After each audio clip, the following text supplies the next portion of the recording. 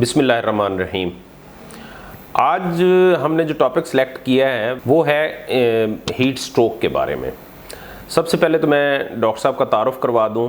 ये professor doctor Asif Mahmood साहब हैं। He is working as associate professor Fatima Jinnah medical university Lahore और एज़ कंसल्टेंट ये हमीद लतीफ़ हॉस्पिटल में काम करते हैं। आप अपने बारे में थोड़ा सा हमें बताएं। Thank you very much doctor Khalid. पहले तो मैं आपका शुक्रगुजार हूँ, आपने मुझे अपने फोरम से मौका दिया कि मैं लोगों तक उनकी अवेयरनेस के लिए और बीमारियों के मुतालिक उनको बता सकूँ। जहाँ तक मेरी बात है, मैंने कायदे-ए-आज़म मेडिकल कॉलेज भावलपुर से ग्रेजुएशन किया 2001 में। फिर पोस्ट ग्रेजुएशन मैंने FCPS medicine Mayo hospital Lahore से किया। इसके बाद जो सेकंड फेलोशिप थी FCPS गैस्ट्रोएंटरोलॉजी, वो मैंने लाहौर जनरल हॉस्पिटल से किया। अल्हम्दुलिल्लाह आई एम FRCP, मैं रॉयल कॉलेज ऑफ लंदन का भी फ़ेलो हूँ। तो currently working in Fatima Jinnah medical university. अच्छा सर, जो हमने आज टॉपिक सेलेक्ट किया है उसके बारे में थोड़ी सी हमें बताएं कि ये आजकल गर्मी की एक लहर सी चली हुई है, जो कि आपको पता है कि ग्लोबल वार्मिंग की वजह से ये काफ़ी ज़्यादा एग्रेसिवली वो चल रही है। तो इसमें जो हीट स्ट्रोक का है उसके बारे में थोड़ा सा हमें बताएँ। जी, जैसे हमारा खित्ता है जहाँ पे बहुत ज़्यादा गर्मी पड़ती है, और ज़ाहिर है हमारी जो इंसानी बॉडी टेम्परेचर है वो फिक्स्ड है। आई मीन वो उसकी एक रेंज है जिसमें वो रहता है, वो बहुत ज़्यादा वेरिएबल नहीं होता। जब भी कोई एक्सट्रीम ऑफ वेदर होता है, बहुत ज़्यादा गर्मी होती है, तो गर्मियों के अंदर बॉडी अपना टेम्परेचर रेगुलेट करने की कोशिश करती है, जिसके अल्लाह ताला ने बहुत सारे डिफरेंट मैकेनिज़्म बनाए हुए हैं।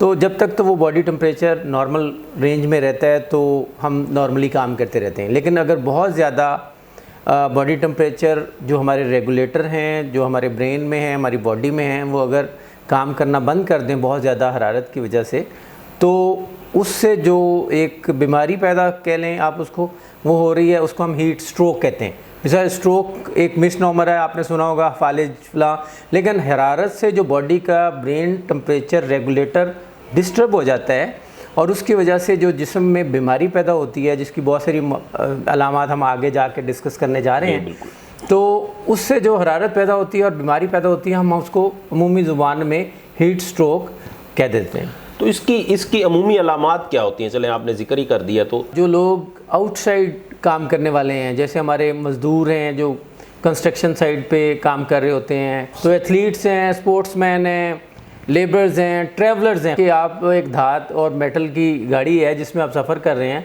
और ऊपर से टेम्परेचर दोपहर के टाइम अगर आप ट्रैवल कर रहे हो, बिल्कुल जो हमारा नॉर्मल रेगुलेटर है, हमारा थर्मोस्टेट है, उसको डिसफंक्शनल काम कर देता है, जिसकी वजह से हमारी बॉडी में वो ख़त्म हो जाती हैं। सवाल आपने किया था कि अलामात क्या होंगी सर। तो सबसे पहली तो बात यही है कि जो मरीज़ इस तरह के होते हैं उनको बहुत ज़्यादा हरारत, टेम्परेचर बहुत ज़्यादा हो जाता है, बुखार की सूरत हो तो आप अमूमी जब हमारे पास इमरजेंसी में या क्लिनिक पे पेशेंट आते हैं और उनको कोई इन्फेक्शन भी नहीं होती, तो यूजुअली 103, 104 जिसे हम हाई ग्रेड बुखार कहते हैं, फीवर कहते हैं, वो फीवर हो जाता है सर। अच्छा, बहुत ज़्यादा वॉमिटिंग के साथ लोग आएंगे। अच्छा, हाँ सही। डायरिया होगा।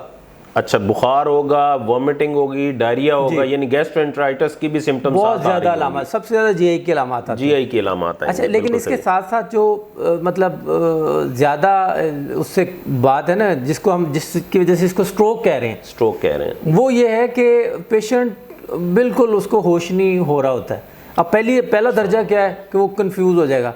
वो वहाँ जहाँ काम कर रहा है, थॉट प्रोसेस, सोचना, वो जो काम करने की सलाहियत है वो खत्म हो जाएगी।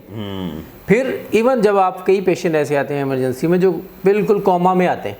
अच्छा, बिल्कुल तो इसीलिए उसको स्ट्रोक का नाम दिया जाता है। सही। यानी ये जो एक्सट्रीम फॉर्म है आप इसको हीट स्ट्रोक कह देते हैं। बिल्कुल तो उसमें कंफ्यूजन है, इररेलेवेंट टॉक है, तो बहुत सारी जो हमारी इन्फेक्शंस भी हैं वो भी इसी तरह प्रेजेंट करते हैं केसेस। तो बाज़ औक़ात हम इवन आइडेंटिफाई करना भी मुश्किल हो जाता है। तो ये तो वो सिम्टम्स हैं अमूमी जिसमें मरीज़ आ रहा होता है। तो अब जब डॉक्टर के पास आ जाता है तो हम देखते हैं कि, या घरों में अंदर भी आप कोई ऐसा मरीज़ देखें तो उसमें देखें सबसे पहले बिल्कुल एक उसकी फ्लैशी सी रेड सी स्किन। मैं वही कह रहा हूँ कि यही अगला मेरा आपसे था कि अगर देखें एक मरीज़ जिसको ये हो गया है, घर में ही है अभी या वर्क प्लेस पे है जहाँ वो काम कर रहा था, उस जगह पे उसको ये हो गया, आइडेंटिफाई हो गया कि यार ये इसको इस तरह की कंडीशन हो गई है, तो फौरन क्या करना चाहिए उनको हॉस्पिटल आने तक? वो तो एक प्रोसेस है। बिल्कुल, मतलब देखिए जो फर्स्ट एड है जो वहीं पे ऑन साइट मिलने चाहिए, और उसी के लिए हम ये सारा कुछ कर रहे हैं। बिल्कुल सही, ताकि लोगों को ये पता हो कि आइडेंटिफाई कैसे करना है उसको। सही।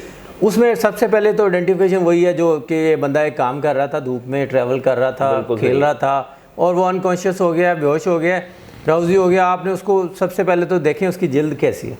सही, ठीक है। आप बिल्कुल ड्राई खुश्क जिल्द, हालांकि गर्मी में तो बहुत पसीना आ रहा था, पसीना आना चाहिए, ये मरीजों में पसीना ही खत्म हो जाता है क्योंकि आपका जो बॉडी टेम्परेचर रेगुलेटर है उसने काम करना छोड़ दिया। बिल्कुल अब स्वेट ग्लैंड जो है ना वो आपके बंद हो गए हैं। अच्छा। बॉडी टेम्परेचर अंदर बढ़ता जा रहा है और उसने आपके जिगर को, हार्ट को, ब्रेन को मेल्ट करना शुरू कर दिया। ओहो, अच्छा, हाँ सही। तो अब आपने इसको फौरी तौर पे उसकी जिल्द देखी तो बड़ी खुश्क है, फौरन उसको उठाएं वहां से, ऐसी जगह पे रखें जहाँ पे एटलीस्ट डायरेक्ट धूप नहीं पड़ रही, शेड है, साया है, सही। और पंखा अगर आपके पास है तो बड़ा अच्छी बात है, और उस पंखा को चलाएं, उसके आगे लेटाएं। सिंपली घर में फर्स्ट एड क्या करनी है, आपने वाटर स्प्रे करना है, उसके ऊपर पंखा चल रहा है, अच्छा, पानी फेंकते जाएं। फेंकने से मुराद ये है कि आई मीन आप स्प्रे की सूरत में स्प्रिंकल जिसको आप कहते हैं ना वो करेंगे ना। ये ठंडा पानी हो या नॉर्मल पानी? ठंडा पानी मिल जाए तो बहुत ही अच्छी बात है। अच्छा। लेकिन नॉर्मल पानी भी इक्वली गुड, बर्फ की तरह ठंडा ना हो लेकिन ठंडा पानी भी हो अगर, तो वो ज्यादा इफेक्टिवली काम कर सकता इफेक्टिवली कर सकता है। और पंखा चल रहा है तो एवेपोरेट होता जाएगा पानी, फिर और आप स्प्रे करते जाएं। वो एक दफ़ा आपने, हम यूजुअली हॉस्पिटलों में देखते हैं कि वो कपड़ा रख के ठंडा बैठ जाते हैं। हाँ, नहीं, वो भी नहीं करना। वो आपने बस अगर कपड़े से कर रहे हैं तो उसको लगाते जाएं, हटाते जाएं ऊपर, यानी वो करते जाएं ताकि ये है कि वो साथ साथ इवेपोरेट भी होता जाए पंखे की हवा से या जो भी एटमॉस्फेयर से हवा लेके वो उससे वो होता जाए। ठीक। और दूसरा है safe shifting of patient to the hospital. अगर वो अर्ली अलामात हैं तो ठीक है, आप घर में उसको मतलब हल्का सा झटका लगाए अभी और पेशेंट होश में है और बातें कर रहा है तो उसको कहें कि ओआरएस वाला पानी दें। अच्छा, ओआरएस, उसको रिहाइड्रेट करना है। अब पेशेंट बिल्कुल सही तरह से ड्राउजी है, सही बात का जवाब नहीं दे रहा, फौरी उसको हॉस्पिटल शिफ्ट करने। और उनको बैकग्राउंड डॉक्टर को जरूर बताएं कि भाई ये लेबरर है, अगर आपने हुआ क्या था बस ये वो सीन का जरूर बताना है, क्योंकि वो पहले किसी और कंफ्यूजन में कोई और ट्रीटमेंट ना शुरू हो जाए, उससे पहले आइडेंटिफाई हो। क्योंकि ये आपकी जैसे बात से मैंने अखज़ किया है कि ये इमीडिएट जो एक्शंस हैं वो उसकी सेफ्टी के लिए ज़रूरी हैं। बिल्कुल। और ये लाने वाला अगर वो कुछ ट्रूली में हमारा पैगाम सुन रहा है ना, वो अगर डॉक्टर को बताएगा ना तो वो जो 100 इन्फेक्शन उसने पहले रूल आउट करनी है जो कि अमूमन सारे साल में आ रही होती है, जी, जो लाइफ थ्रेटनिंग है, तो वो हीट स्ट्रोक की तरफ फिर ज़्यादा जल्दी वो करेगा। अच्छा, हॉस्पिटल में पहुंच के जो डॉक्टर्स हैं हमारे, वो किस तरह इसको मैनेज करते हैं? अच्छा, ये देखिए ताकि ये है कि थोड़ी सी हम ये चाह रहे थे कि पहले हमने पब्लिक अवेयरनेस के लिए किया है, तो अब जो जूनियर डॉक्टर्स हैं या जो जीपीज हैं उनको भी थोड़ी सी हम अवेयरनेस देना चाह रहे हैं। बिल्कुल, एग्जैक्टली। अच्छा, अपने कोलीग्स, जूनियर्स, जो लोग रेजिडेंट्स हैं, मेडिकल ऑफिसर्स हैं, जनरल प्रैक्टिशनर हैं जो अपने क्लिनिक्स पे हॉस्पिटल एमरजेंसीज में काम कर रहे हैं, उनके लिए हमारा ये फोरम, इससे मैसेज ये हम उनको कन्वे करना चाहते हैं कि पहले तो आप अपना हाई सस्पेक्ट रखें इस मौसम में जहाँ पे बहुत ज़्यादा हमारा हीट वेव चल रही है, उसमें आप इस हीट स्ट्रोक को बल्कि जहन में रखें कि सबसे टॉप प्रायोरिटी पे डिफरेंशियल डायग्नोसिस ये है। बिल्कुल सही। अगर आप हम एक सिस्टम आपको बताते हैं डॉक्टर्स को, देखें सीएनएस इन्फेक्शंस हैं तो देखें हीट स्ट्रोक भी यही कर सकता है, यही कर रहा है। जीआई सिम्टम्स हैं तो हीट स्ट्रोक भी यही कर रहा है। और अगर बहुत ज़्यादा वो हीट स्ट्रोक के साथ आ रहा है तो उसमें रिनल फेलियर, बिल्कुल सही, liver failure, other organ failure, तो सारे आर्गन्स पे इफेक्ट कर रहा है ना, तो वो फिर ये है कि टॉप प्रायोरिटी पे उसको हीट स्ट्रोक को आजकल के मौसम में रखना अपने डिफरेंशियल में जरूर रखें कि यार ये हरारत से भी सारा कुछ हो सकता है। बिल्कुल सही है। तो उसमें आप सबसे पहले तो इमीडिएटली, जैसे हम कहते हैं कि टेक्निकल जो चीज़ें हैं, इनको सारा ड्राई स्किन है, टेम्परेचर हाई है, आपने उसकी पल्स देखनी है, हार्ट रेट बहुत ज़्यादा होता है, ब्लड प्रेशर लो होता है, थर्मामीटर यूजुअली डॉक्टर्स के लिए होता है कि अगर एक ऐसे मरीज़ का जो है वो इंटरनल कोल्ड थर्मामीटर से आप रेक्टल टेम्परेचर देखते हैं, कोर टेम्परेचर देखते हैं Core ताकि temperature सही देखना है। वैल्यू जो है ना उसकी हम उसको देख Identify कर सकें पाएं। और देख के फिर हम उसको फर्दर ट्रीट कर सही सकें। सही सही। तो जब आपने आइडेंटिफाई कर लिया तो डायग्नोस्टिक टेस्ट तो इसके कोई ऐसे नहीं है। अच्छा, कि जो कोई heat किसी stroke टेस्ट से नहीं पता चलेगा कि भाई ये हीट स्ट्रोक हो गया, ये यानी हाई इंडेक्स ऑफ सस्पिशन ही है कि जिस पे हमने करना है। क्लिनिकल हिस्ट्री है।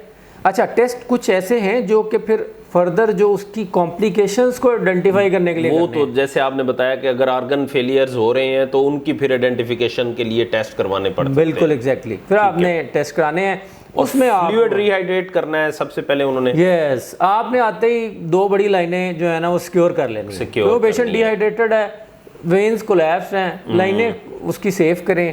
ठीक और आपने जो नॉर्मल क्रिस्टलाइट फ्लूइड है जो हम डॉक्टर्स को बता रहे हैं, तो नॉर्मल सिलाइन है या रिंगल लैक्टेट है, वो रिंगल स्टार्ट लैक्टेट या नॉर्मल सेलाइन दे सकते हैं।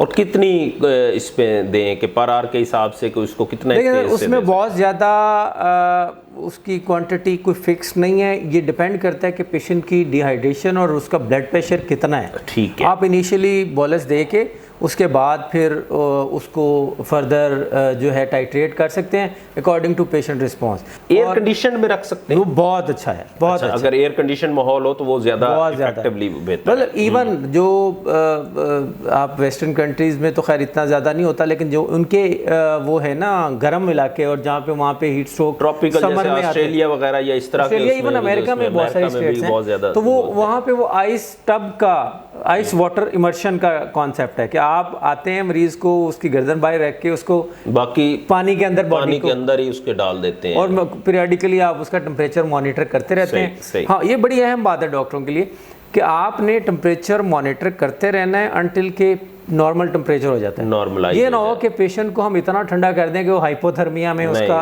बॉडी टेम्परेचर बहुत लो। इससे सर अब ये सारी बातें हमने हॉस्पिटल लेवल पे भी कर ली और उसके भी कर ली कि जी ये हो गया। अब हम ये चाह रहे हैं कि ये भी हम अवेयरनेस साथ दें कि इससे बचा कैसे जा सकता है। एग्जैक्टली, मेरा ख्याल है हमारा सारे इस अवेयरनेस का मकसद ही यही है। बिल्कुल कि हम लोगों को होने से पहले ही बताएं कि वो उससे बच कैसे सकते हैं। बिल्कुल। एक तो वही है जो हमारे पीक आवर्स होते हैं गर्मी के, सही। उनमें कोशिश करें कि बाहर जो है कम से कम निकलना पड़े।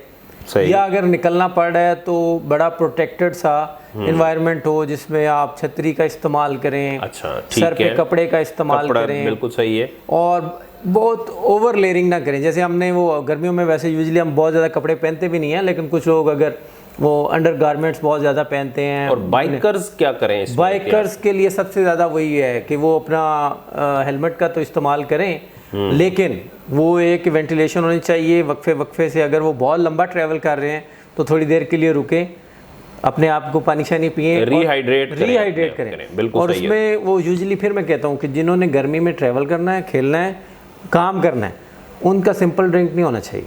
अच्छा, रेगुलर वाटर आप नहीं वो करें। आप सिंपली ORS ले लें, ORS वो जो बोतल में डाल के अपने पास रखें। बिल्कुल वो सही जो है। स्पोर्ट्स ड्रिंक्स हैं वो तो खैर एनर्जी ड्रिंक्स ना यूज करें, ना बिल्कुल यूज सही करें। है। लेकिन ठीक और है। ख़ास करके हमारे यहाँ वो ये कॉन्सेप्ट है कि गर्मी को गर्मी मारती है चाय पीना, कैफीन जो है सही।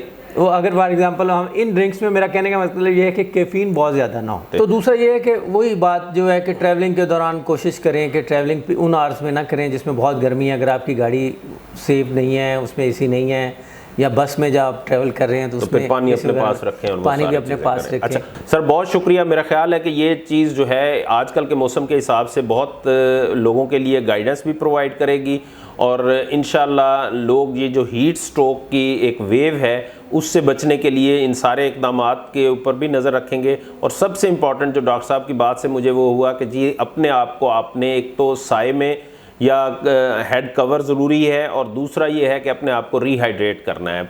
ORS की एक बॉटल पानी की लें, 1 लीटर 1.5 लीटर के, उसमें एक पैकेट डालें और वही इस्तेमाल करते रहें रेगुलरली, तो इंशाल्लाह आप हीट स्ट्रोक से भी बचेंगे और अल्लाह ताला आपको सेहत और ज़िंदगी देगा। Thanks for watching our video.